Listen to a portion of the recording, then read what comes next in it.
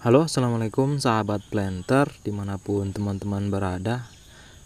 Ketemu lagi dengan channel kesayangan sahabat planter, dan kali ini saya ingin membahas tentang penyakit-penyakit yang sering kita temui pada saat pembenihan ataupun pembibitan kelapa sawit, yang biasanya sahabat planter begitu kesulitan untuk menanggulangi penyakit-penyakit pada daun, terutama pada pembibitan kelapa sawit. Nah, kali ini saya ingin membahas tentang jamur Culfularia, yaitu jamur yang biasa disebut bercak daun.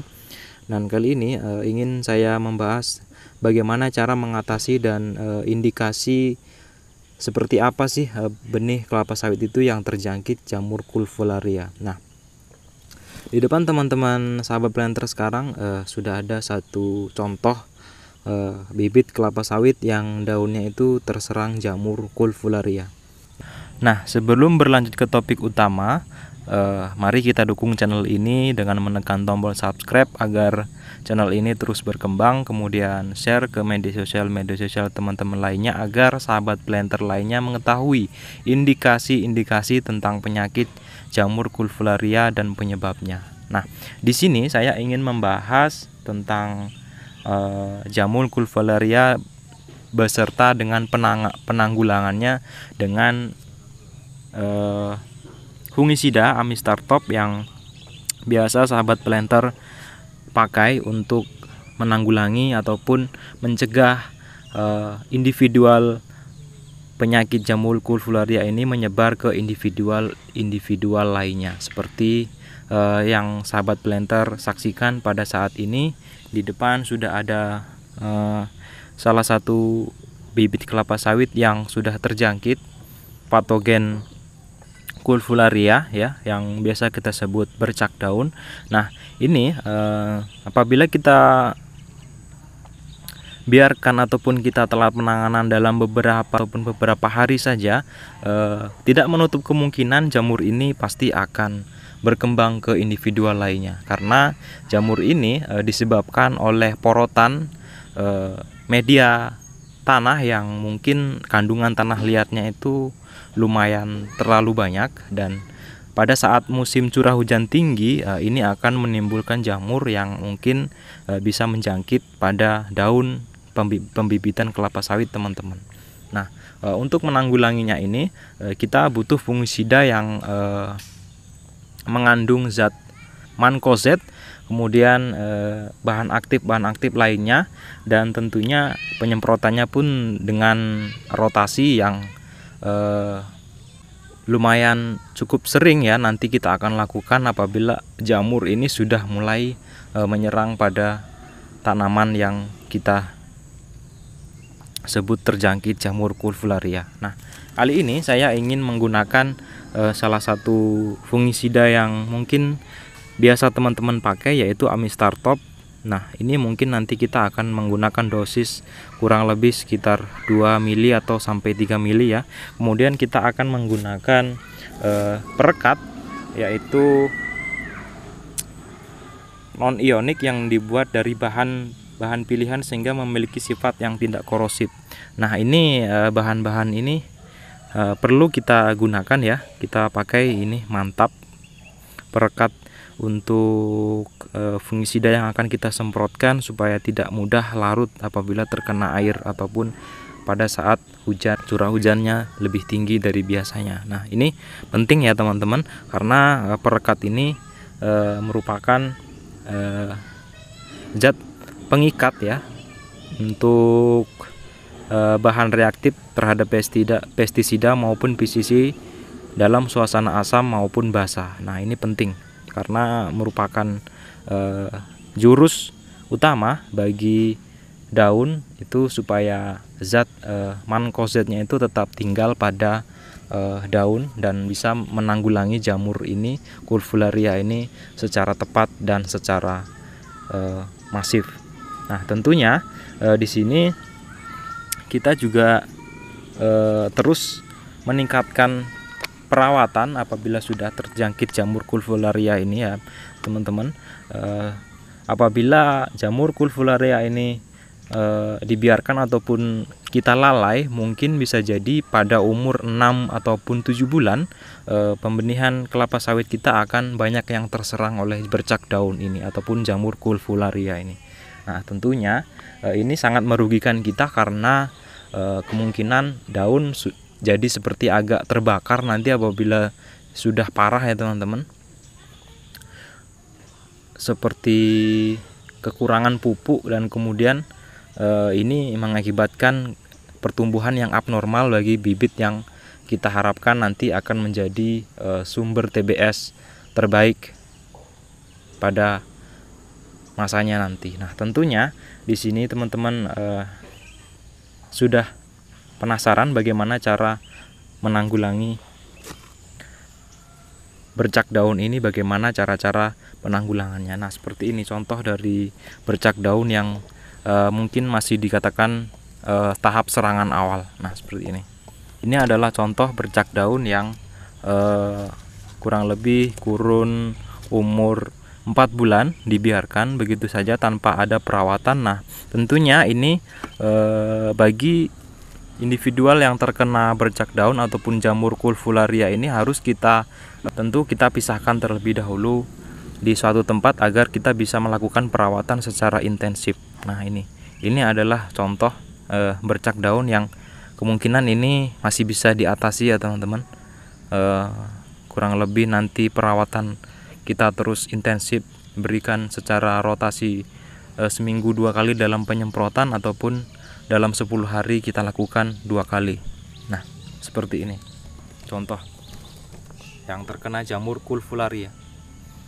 Nah, ini bercak daun ini sangat berbahaya apabila sempat kita lalai ataupun sempat kita kecolongan apabila kita tidak melakukan perawatan sedini mungkin. Nah, yang perlu kita perhatikan untuk pemilihan media tanah ataupun pemilihan media tanam yang kita masukkan ke dalam polybed itu harus dicampur dengan beberapa bahan-bahan yang bertekstur pasir ya teman-teman. Tidak harus semuanya itu topsoil yang mengandung kelihatannya cukup berat. Nah, ini merupakan salah satu ilmu baru bagi kita, bahwasanya tanah liat itu tidak sepenuhnya bisa untuk kita jadikan media tanah. Nah, ini merupakan salah satu bentuk kesensitifan beberapa benih kelapa sawit yang tidak bisa sembarangan. Nah, mari kita belajar bahwasanya ada beberapa varietas yang kemungkinan rentan terhadap jamur Coleophularia ini. Nah, pesan saya bagi teman-teman sahabat planter yang mulai belajar membenih sendiri, mari kita amati prosesnya dari nol sampai proses penanaman ataupun transplanting ke lapangan, mana benih-benih yang tahan terhadap jamur Coleophularia ini. Nah, tentunya nanti akan teman-teman temukan jawabannya sendiri ya teman-teman. Tidak semua benih kecambah kelapa sawit itu yang tahan terhadap jamur Coleophularia ini, ataupun dia antibodinya lebih bagus daripada varietas tertentu. Nah, tentunya saya tidak bisa menyebutkan varietas apa yang tahan terhadap jamur Coleophularia ini. Untuk selanjutnya kita akan mencampur beberapa bahan aktif ini ya, fungisida. Nanti kita akan campur Amistar Top ini 2 mili atau 3 mili dengan perekat, dan lalu kita akan semprotkan. Kita semprotkan pada benih yang terjangkit jamur Coleophularia. Oke. Nah, sebagai informasi tambahan bahwasanya fungisida sistemik Amistar Top ini bisa juga kita gunakan untuk mengusir seperti serangan lalat ya teman-teman, seperti pada daun ini ya. Ini merupakan contoh terjangkit serangan ulat ataupun seperti ini. Nah, ini adalah salah satu contoh daun kelapa sawit yang terserang ulat, dan bisa kita campur dengan bahan perekat seperti zat-zat yang tahan terhadap korosif. Nah, seperti ini kita gunakan dosis 3 mili untuk penyemprotan kali ini. Kemudian kita tambahkan perekat.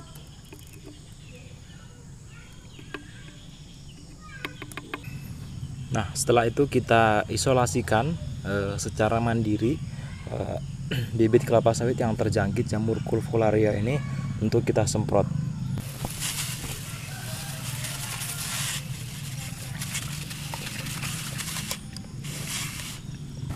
Begitu juga untuk bibit kelapa sawit yang belum terjangkit, perlu kita semprot juga ya teman-teman.